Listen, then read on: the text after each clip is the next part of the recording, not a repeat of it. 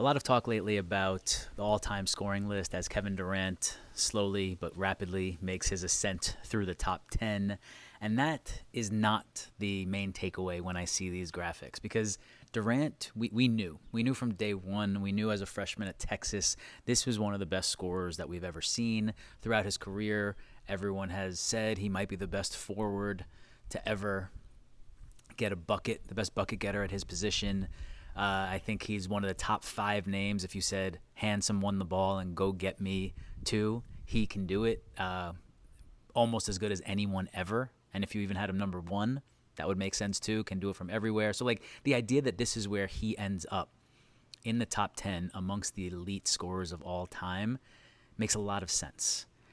The interesting thing about this list is number 9, James Harden, who's also kind of creeping up the list here.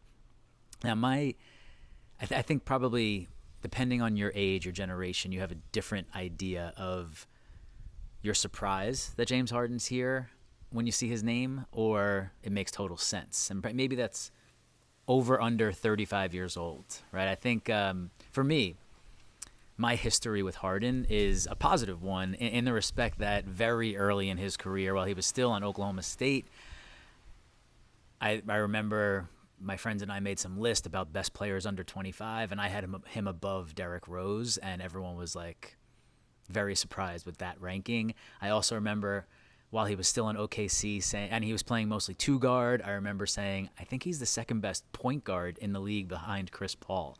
Like I saw the talent early from Harden, and then when he was doing his thing in Houston, winning MVP, averaging 35 a game, I also thought, like, besides Kobe, I can't think of another more impressive offensive arsenal than James Harden. So I get it. I kind of like he's been just such an incredible talent, but also on the other side, I get why there are many detractors. But all that being said, when I look at this list and see him amongst the greatest names to ever lace him up, that still feels a little incorrect and wrong. And obviously the game has changed and it's easier to get points with the 3-point line, which he has shot at incredible volume, and he's one of the best free throw getting to the line guys of all time. But still, just from a visceral level, at least for an over 35 guy like myself, seeing James Harden's name amongst these other names just makes me feel a certain way.